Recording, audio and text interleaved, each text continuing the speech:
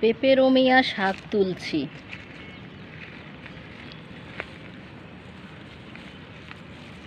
এই যে পেপেরোমিয়া শাক, এগুলোকে মাছ দিয়ে রান্না করব। বড় বড় পাবদা মাছ দিয়ে এগুলোকে ইনশাল্লাহ আজকে রান্না করব। এগুলো তুলে নিয়ে যাচ্ছি। সকালবেলা এখন 9:30 বাজে। এই যে দেখেন, অন্যান্য গাছের ভিতরে এগুলা হয়ে থাকে, ছাদ বাগানে টবের মধ্যে হয়ে থাকে। এগুলোকে তুলে নিচ্ছি। অনেক নরম থাকে এর কাণ্ড। এগুলোকে আপনারা ফেলে দিবেন না।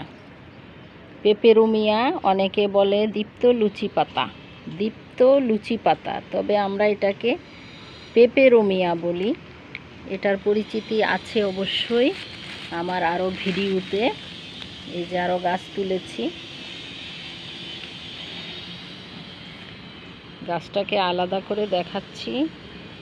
এই যে